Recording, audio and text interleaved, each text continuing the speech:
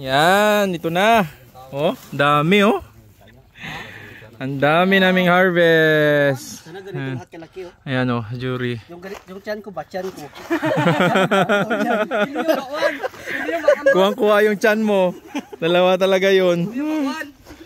Papagpala araw sa ating lahat ng matuto mga Inday. Kaway-kaway! Yan sa araw na to, harvest na po ng aming pakwan. First picking namin, Jor, di ba? Yes. Masaya ka ba? Siyempre masaya. Ayan, ito kasi yung pinaka-importanting part, no? Pag nag-start na ng harvest, yun ang pinaka-masayang part sa pagpa-farm. At saka maganda yung presyo ng pakwan ngayon, kaya samahan nyo kami at mag-harvest tayo. Ito na po yung harvestin natin. Tingnan natin ha, samahan nyo kami dito, dali. Picking. So yan ang tinatawag nating Sweet Venus, tama ba Jor? Sweet Venus. Sweet Venus. Bakit Sweet Venus ang unang harvest natin, Jor? Kasi ito talaga yung ano, mas ano kasi siya, mas early siya ma-harvest unlike sa ano sa may seedless. Ayun. Yan. So mga ilang days dapat mag-harvest? Usually ilang days ba? 55 lang dapat. 55 days. Pero kasi maulan ang nangyari. Maliban sa maulan, malamig talaga yung climatic condition dito sa Pulo Nuling. Oo. Kaya medyo na-delay yung pagkahinog ng ating pakwan. Pero Venus. tikman natin mamaya para malaman din nila. Siyempre, Tikman natin. Okay, Actually nakatikim na tayo kapon pero tikim ulit tayo. So ganyan kalaki, Jor. Kawa ka nga, Jor. Tingnan mo kung ilang kilo yan, Jor. Doon tayo magkuha mamaya. Doon tayo sa unahan. Sige. Tara, samahan nyo kami. Usually kasi may mga common problems pag mga tag-ulan. So matitingnan nyo dito ngayon. Yan. Mga ano kasi ito yung mga first ball natin. First ball ang tawag dito. Yan. So hindi siya ganoon kalaki. Tama-tama lang. Ang second ball ang malaki. So ang second ball natin marami na malalaki. Yan. So ganyan kalaki, Jor. Ilang kilos ba ang kaya na ano ng ano? Ito nasa 2 up na ito. Kasi yung classification ng Venus 2 up and 2 down lang naman. Ayun. Ang classification. So ang presyohan yan ngayon. Ang presyuhan ngayon nasa 15 pesos pa taas. Ayun. Yan. So yan na. At least alam nyo na. Dito sa ano, mura pa yan dito sa amin ha. Kasi kung sa iba mahal na talaga. Yan. So mga common problems, Jor, ng mga matubig ito. Tingnan natin to, Jor. Balik ka muna. Pakita natin sa kanila to. Para alam nila na hindi lahat maganda ang harvest. Merong ganito. Ito po. Explain mo sa kanila, Jor. Hindi ka naman nakuha Okay lang yan. Explain mo sa kanila, Jor. Ito, Jor. Yan, ito kasi, itong nangyayari ito. Dati na itong may tama ng may mga sugat-sugat na ito dati pa. Siguro nematodes, mga uod na pumasok dito. Kaya tapos dahil sa araw-araw na pag-ulan, napasukan na ng tubig kaya nabulok. Yan. Ayan, normal naman yan pero bihira lang tayo makakita ng ganito. Oo. Tapos ang major problem talaga ng ating Sweet Venus ay yung bacterial wilt talaga. Ayan, yung namamatay. Yung yung kapag nainitan ganyan. Ito. Yan. Yan. Kaganyan yung dahon. Ayan. Pero ang kagandahan lang, lumabas yung bacterial wilt, yung malalaki na yung bunga ng ating Sweet Venus at pwede na harvestin. Kaya okay lang, at least na mapakinabangan natin yung bunga. Ayun. Meron naman tayong ginawa dito na pang-prevent. So sana kahit na ganito, sana wag lang mamatay kasi kapag mamayang hapon babalik naman yung dahon. Ayun. Importante hindi mamatay. Ayun nga, ayun. So, kasi pagka tsaka yung bacterial wilt, isa sa pinakamahirap talaga gamutin. Oo. Yung bacterial wilt. Pag nakapasok na. Pag nakapasok kasi doon sila pumapasok sa mga root hairs, Oo. yung mga pino ng ugat ng ating mga pakwan. And then pag nakapasok sila doon, ibablock nila yung tissue, yung tinatawag natin na xylem and phloem na dinadaanan ng tubig at saka nutrients, ibablock nila yon. Kaya ang mangyari ganito, magkukulaps kasi walang papasok na tubig at saka nutrients. Kaya pag mainit na, gaganyan yung itsura ng dahon. Ayun. Pero ang kagandahan nito po, kasi ang usual na activity dito sa farm, kailangan mayroong mga prevention, may spraying ng mga foliar. Ang explanation kasi dito, yung aming mga dahon, talagang solid yan. Matitigas yung mga dahon namin dahil nga yung foliar na ginagamit natin, yung Primo Plant Booster, nagpapatigas ng mga dahon. Yan, yung number 1 na function niya. So hindi siya ganoon nakapitan talaga lahat Yan. So kayang-kaya pa rin niyang i-sustain. Kahit merong pa konti-konting na namatay pero hindi siya ganun karamihan talaga. Tama, Jor? Oo. Yun ang advantage doon. Pero yung foliar, Jor, kasi yung Primo, palagi natin ginagamit kahit sa lambayong pa, Yun talaga yung ginagamit na common, Hindi lang tayo, halos lahat ng mga nagpapakwan dito sa Sultan Kudarat ay Primo yung ginagamit. Ayun. So, nabibili yun siya online din. Ma-order online. Ayun. Sa Shopee, Lazada. Oo. Ayun. Kanya po laki Yan Oo. Yan, samahan nyo kami ha. So mga ma-harvest natin ngayon, siguro kulang-kulang mga 1,000 kilos po ito, first picking. Ganon, more or less, ganon.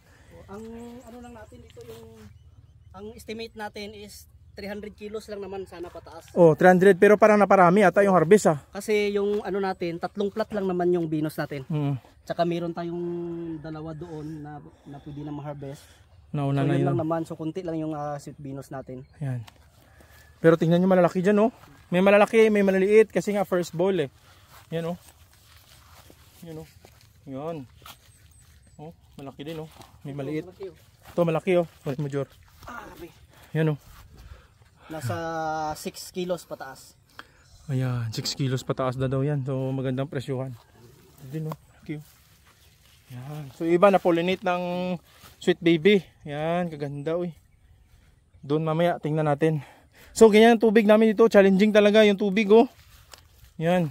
Pero ganun pa man, magaling talaga si Jury no, kaya naganda pa rin yung ating harvest. Ang isa pa talaga ano, ang isang problema pa doon din sa mga ano natin sa mga variety. May mga variety talaga na susceptible sa bacterial wilt. Kagaya nito, sweet beanos natin tinamaan pero seedless natin wala. Ito na po yung aming pakwan. Yan. Ito tayo. Naputol yung video namin kanina doon ni Jury dahil nag-init yung cellphone. Pero yan na po. Yan. Pero nag-harvest pa sila doon. Mar, puro kilo na Mar. Sinaklasify muna nila. Pinakaragalan nila haramil. Yan, tuwan-tuwa na sila. Yan. Ayan o. May mga sira dito. Dito yan. Ito mga classify nila. Buko lolo. Kung mapamerinda doon si Jury, buko halo-halo. Kung ano lang, badakpan to. Sige.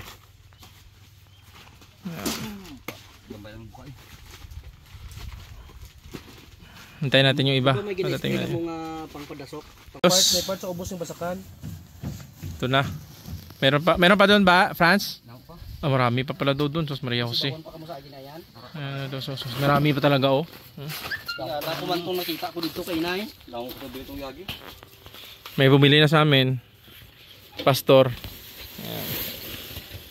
Tikim-tikim na din kami dito. Yan oh, malaki na yung iba oh.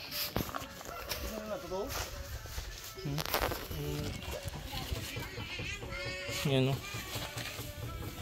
Please. Ito maliliit. Doon pa sila. Papunta pa sila dito. Hakot pa sila ng hakot. More or less siguro mga 1,000 kilos to. Ano? 5 na mo. Nara na 500 kilos na to eh. So ito pa oh. Marami pa daw doon. 1,000 kilos lagi. Sobra to. Yan. Ito nakatamis oh. Yan oh. Pulang-pula. Sweet Venus yan. Sweet Venus. Ito natikman natin to sweet Venus. So, sobrang tamis to oh. Tingnan mo si Jury oh. Yan. Model sila to. Ito na sila oh. Tuwan-tuwa na sila. Masaya na sila oh. Sweet Venus. Yan oh. Ito matamis to. Ito yung pinakamatamis na pakwan na ano sa pakwan na side no. No. So far dito sa amin na tikman ito yung pinakamatamis. Yan. Ano sir yung pinakamatamis sir? Sweet Venus no. Ayan, Sweet Venus to talaga oh. Sobrang tamis nito. Kaya bili na kayo sa amin ha. Ayan oh. Yan. Sweet Venus. Lapit pa sila. Nag-harvest pa sila eh. May kukunin pa sila doon. First pick. Ayan, last trip na ni ano. Ito na at may buyer kami, yung auntie ko. Kaway-kaway, is auntie. Kaway-kaway te. Ay, dali ka mo di bakal ka mo. Katamis-tamis. Ay, malalaki. Ayan. Parang ko. Ayan yan. Sobra pa. Ayan. Si Lola. La, kaway-kaway la. Si Lola. Ayan si Jury. Ano, may binili tayo para at least makatulong tayo dito sa tropa natin. Ito na. Ito na yung binili nila. Ayan. 22 kilos. Ayan. So 22 kilos na to. Nabayaran nila. Tag 16. So 300. Magkano yun? 16. 320 lang. No? O 300 na lang. 300 na lang. Ayan. Gawin nila 500 yan para ano, bili sila. Franz, masaya ka ba? Malungkot? Malungkot, pagod. Hindi pa kami nakakain. Gago. Ano, oras na? Alas 2 na bala. Wala pa kami kakain. Grabe ba? ito na yung natira mga totoong mga Inday. So medyo titingnan namin kung ano pang plastada ng pagbenta nito ni Jor. Yung sakit, pinuno ko na yung sasakyan. Mati yung ulo ko. Kasi ang buyer namin taga-Takurong pa, so medyo next din namin expect na ganito karami. No, Jor, no? 300 lang yung ano natin. 300 na expectation namin, pero nakapag ano na kami, sobra na 600 ata lahat. Napadala na yung isa, 200 plus. Tapos sa akin, no, 300 plus na din. 180. So ito, meron pa oh. So almost mga 1,000 kilos. Kaya, yan mga totoong mga Inday, no? Maraming salamat pa rin at maganda yung harvest namin. First picking pa lang pero ganito na karami. So, maraming salamat sa inyo sa pagsubaybay. Sa second harvest namin, sobrang dami niya at sobrang lalaki na din. So, yan dito sa Pulunuling, Tupisot, Cotabato. Happy farming sa ating lahat. Kaway-kaway sa inyo dyan. Kaway-kaway. Kaway-kaway. Yuhuu!